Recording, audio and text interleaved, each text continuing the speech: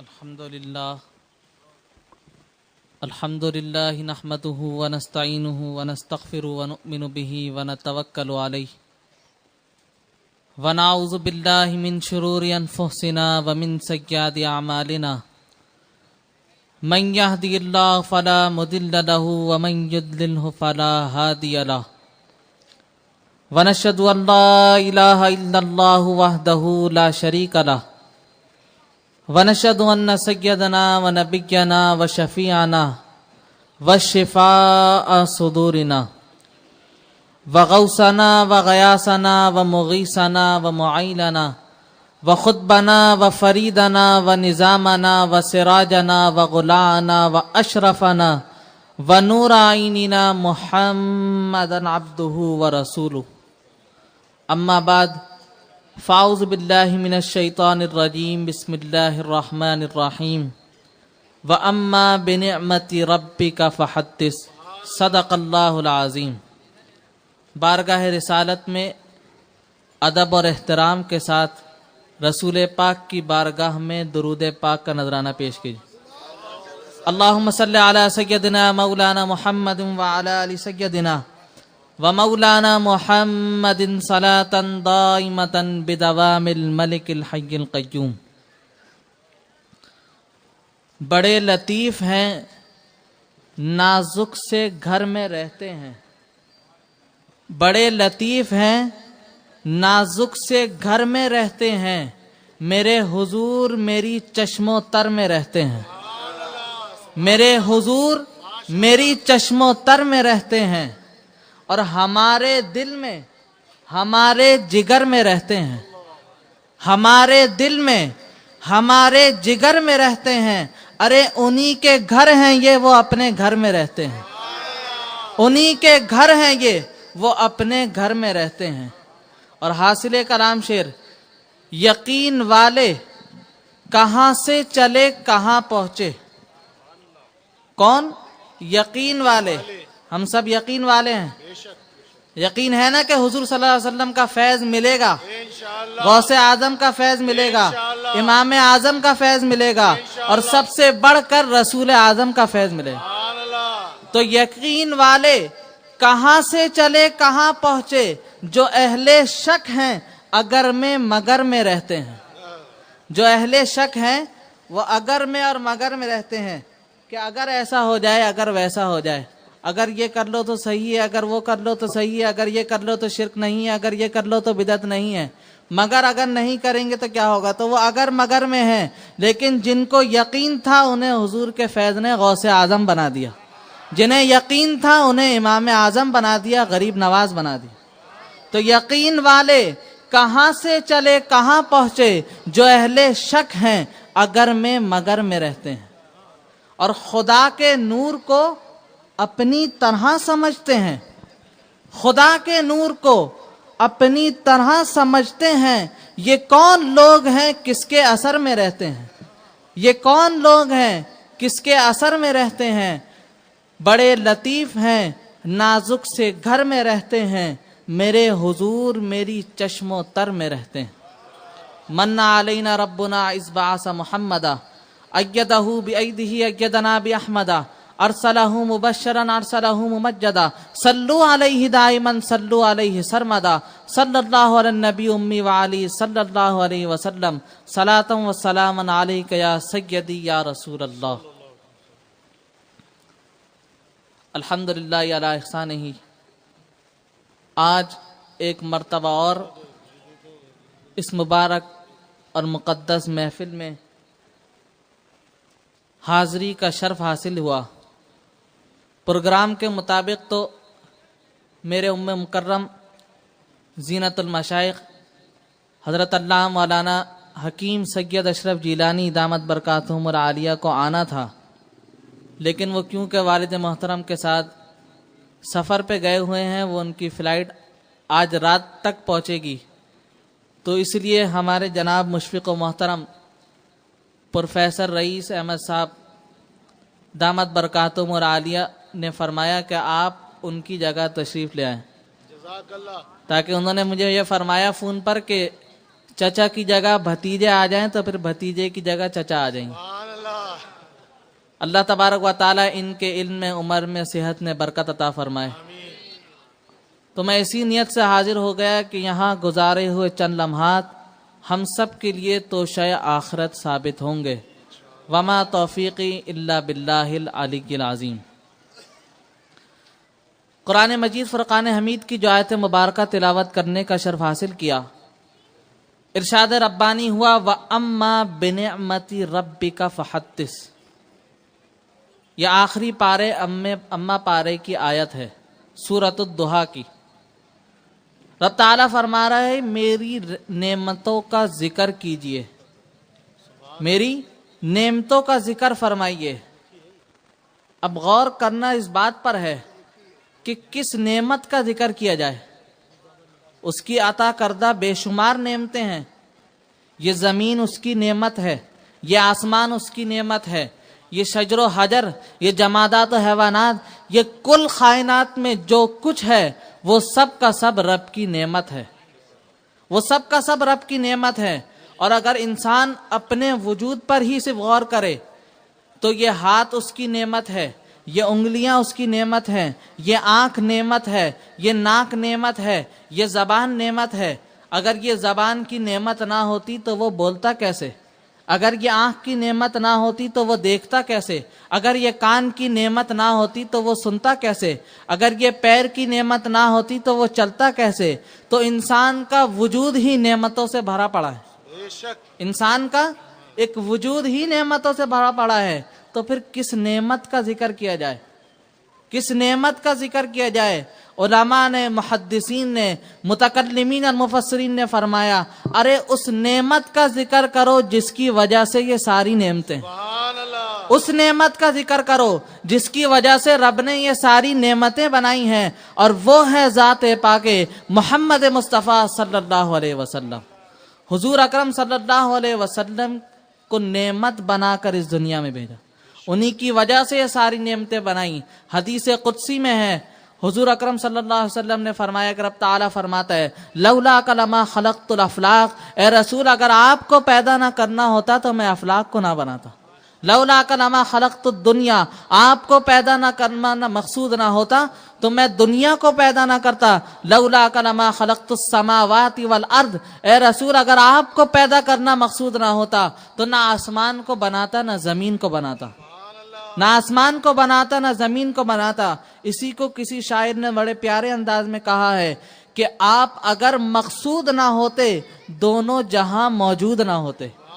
آپ اگر مقصود نہ ہوتے دونوں جہاں موجود نہ ہوتے اور مسجود نہ ہوتے آدم صلی اللہ علیہ وسلم، اور مسجود نہ ہوتے آدم صلی اللہ علیہ وسلم.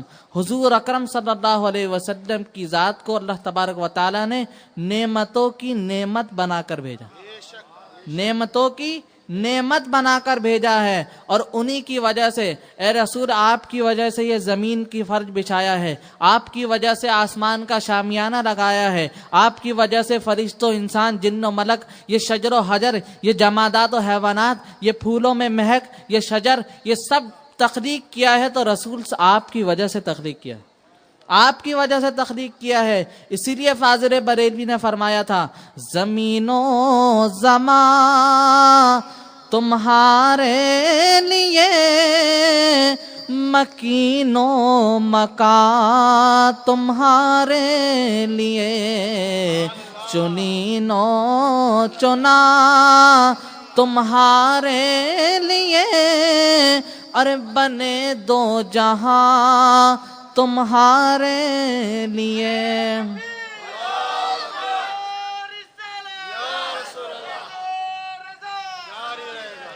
یہ سب کچھ جو کل کائنات میں نے بنایا ہے محبوب یہ سب تمہارے لیے ہے. یہ زمین تمہارے لیے ہے، یہ آسمان تمہارے لیے ہے، یہ ستارے تمہارے لیے ہیں، یہ چاند کی چمک تمہارے لیے ہے، یہ سورج کی روشنی تمہارے لیے ہے، یہ شجر و حجر تمہارے لیے ہیں، یہ جمادات و حیوانات تمہارے لیے ہیں. یہ سب کچھ جو ہے محبوب یہ سب تیرے لیے، یہ سب تیرے لیے، اور محبوب تم میرے لیے. اسے اپنی ذات کا مظہر بنا کر حضور اکرم صلی اللہ علیہ وسلم کو بھیجا اور نعمتوں کی نعمت بنا کر بھیجا۔ اور اللہ تبارک و تعالیٰ نے اس کائنات میں بے شمار نعمتیں بنائیں، لیکن کسی نعمت پر احسان نہیں جتایا، کسی نعمت پر احسان نہیں جتایا کہ میرا احسان ہے کہ میں نے تمہیں یہ نعمت دی، میرا احسان ہے کہ میں نے تمہیں یہ نعمت دی۔ لیکن قرآن مجید میں رب العالمین فرماتا ہے لَقَدْ مَنَّ اللَّهُ عَلَى الْمُؤْمِنِينَ إِذْ بَعَثَ فِيهِمْ رَسُولًا، اللہ کا احسان ہے مومنوں پر کہ اس نے انہی میں سے ایک رسول ان میں مبعوث فرما دی، ان نے مبعوث فرمایا، انہیں بھیجا۔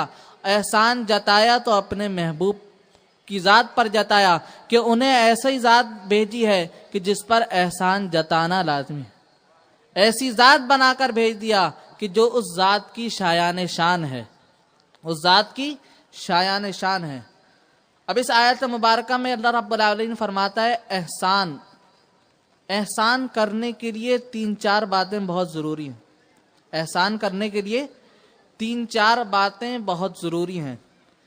پہلی چیز احسان کرنے کے لیے جو ضروری ہے وہ یہ ہے کہ جس پر احسان کیا جائے اس کے پاس وہ چیز موجود نہ ہو، جس پر احسان کیا جائے اس کے پاس وہ چیز موجود نہ ہو۔ مثال کے طور پر آپ کسی کپڑے والے کی دکان پر گئے اور اپنے پاس سے اسے 1 گز کپڑا دیا، اپنے پاس سے 1 گز کپڑا اسے دیا اور اس سے کہا میرا احسان ہے تم پر کہ میں نے تمہیں یہ کپڑا دیا۔ وہ کہے گا بھائی کہاں کا احسان، میرے پاس تو پوری دکان بھری پڑی ہے، یہ کس چیز کا احسان تم جتا رہے ہو، یہ لے جاؤ، کپڑے کی ضرورت نہیں۔ تو بلا تشبیہ و تمثیل جب رب نے احسان جتایا ہے، امت پر احسان جتایا ہے، مومنین کو کہا ہے کہ ان پر احسان ہے کہ انہی میں سے ایک رسول مبعوث فرمایا، تو پتہ چل گیا کہ ان جیسی ذات نہ پہلے کہیں موجود تھی نہ بعد میں ہو سکتی ہے، ان جیسی ذات نہ پہلے کبھی موجود تھی نہ بعد میں ہو سکتی ہے۔ وہ ایسی ذات ہے کہ اللہ تبارک و تعالیٰ نے اسے کمال کا مظہر بنا کر بھیجا ہے، اپنے کمال کا مظہر بنا کر بھیجا ہے، کمال اتم بنا کر بھیجا۔ تو احسان کرنے کے لیے ایک اور بات ضروری ہے کہ جب احسان کیا جائے، جب احسان جتایا جاتا ہے تو ضروری یہ ہے کہ وہ نعمت زائل نہ ہو جس چیز پر احسان جتایا جا رہا ہے، جس چیز پر احسان جتایا جا رہا ہے وہ نعمت زائل نہ ہو۔ مثال کے طور پر ایک سیٹھ صاحب نے اپنے نوکر کو ایک موٹر سائیکل گفٹ میں دے دی کہ یہ موٹر سائیکل لے جاؤ، تمہیں آنے جانے میں پرابلم ہوتی ہے، اس موٹر سائیکل پر بیٹھنا اور موٹر سائیکل والوں کی طرح ادھر ادھر گھسا کے کہیں نہ کہیں سے نکل آؤ گے، پہنچ جاؤ گے، کوئی برا نہ مانے تو تم آ جانا، یہ موٹر سائیکل ہے تمہارے لیے۔ وہ بڑا خوش ہوا، اچھا ٹھیک ہے، موٹر سائیکل لے گیا گھر پر۔ دوسرے دن جب آیا تو سیٹھ نے کہا تم یہ موٹر سائیکل یہیں چھوڑ جاؤ، یہ اپنی بائک جس پر تم سواری کرتے ہو جو میں نے تمہیں دی تھی یہیں چھوڑ جاؤ۔ اس نے کہا اچھا سیٹھ کا حکم ہے، مان لیا، چھوڑ دیا، نوکری کا مسئلہ تھا، چھوڑ دی بائک۔ جب رات کو جانے لگا تو سیٹھ نے کہا میرا احسان ہے تم پر کہ میں نے تمہیں بائک دی، موٹر سائیکل دی، میرا احسان ہے تم پر کہ میں نے تمہیں بائک دی، یہ موٹر سائیکل دی۔ تو اس نے کہا کائیں کا احسان، دی تو تھی لیکن لے بھی لی، احسان تو اس وقت ہونا جب میرے پاس وہ چیز موجود ہو، میرے پاس وہ چیز رکھی ہو، موجود ہو، تو کائیں کا احسان آپ کا، وہ تو آپ نے لے لی۔ تو بلا تشبیہ و تمثیل رب تعالیٰ فرما رہا ہے لَقَدْ مَنَّ اللَّهُ عَلَى الْمُؤْمِنِينَ إِذْ بَعَثَ فِيهِمْ رَسُولًا، اللہ کا احسان ہے مومنوں پر کہ اس نے انہی میں سے ایک رسول مبعوث فرمایا۔ تو جب رب احسان جتا رہا ہے تو اس کا مطلب ہے وہ نعمت زائل نہیں ہوئی، وہ موجود ہے، سلامت ہے، وہ موجود ہے، سلامت ہے۔ تو پتہ چل گیا ذات پاک محمد مصطفیٰ صلی اللہ علیہ وسلم موجود ہیں، زندہ ہیں، سلامت ہیں۔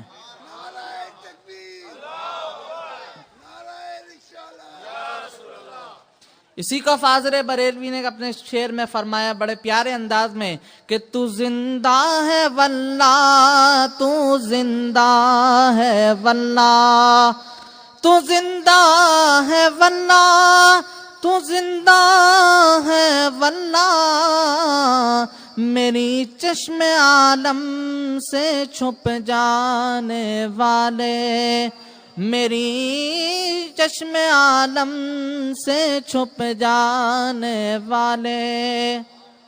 آج لوگ بدعقیدگی کی لہر چل رہی ہے، معاذ اللہ ثم معاذ اللہ، حضور اکرم صلی اللہ علیہ وسلم کی شان اقدس میں گستاخیاں کرتے ہیں کہ وہ زندہ نہیں ہیں۔ ارے جب رب احسان جتا رہا ہے تو اس کا مطلب ہے کہ وہ نعمت موجود ہے، زندہ ہے، سلامت ہے۔ میرے رسول کو مردہ کہنے والے بدبختوں، تم زندہ نہ رہو، میرا رسول زندہ تھا، زندہ ہے اور قیامت تک زندہ رہے۔ وہ ہمیشہ اپنے رب کے عطا کرنے سے زندہ تھے اور زندہ ہیں اور زندہ رہیں گے۔ وہ زندہ تھے، زندہ ہیں اور زندہ رہیں گے۔ یہ ہماری آنکھوں کا پردہ ہے کہ ہم انہیں دیکھ نہیں سکتے، یہ ہماری آنکھوں کا پردہ ہے۔ یہ دل پر جو سیاہی گناہوں کی جمی ہوئی ہے، یہ نفرتوں کی جو سیاہی جمی ہوئی ہے، یہ بغض اور عداوت کی جو سیاہی دل پر جمی ہوئی ہے، یہ اس کا اندھیرا ہے اور اس کا پردہ ہے جو وہ نظر نہیں آتے، اس کا اندھیرا ہے جو وہ نظر نہیں آتے۔ ورنہ انہوں نے تو اپنا دیدار ہر جگہ کرایا ہے، ہر مقام پر کرایا ہے۔ کسی کو بغداد میں اپنا دیدار کرایا ہے، کسی کو اجمیر میں اپنا دیدار کرایا ہے، کسی کو لاہور میں اپنا دیدار کرایا ہے، کسی کو اجمیر میں اپنا دیدار کرایا ہے، اور کسی کو کچوچے شریف میں اپنا دیدار کرایا ہے، تو کسی کو بریلی میں اپنا دیدار کرایا ہے۔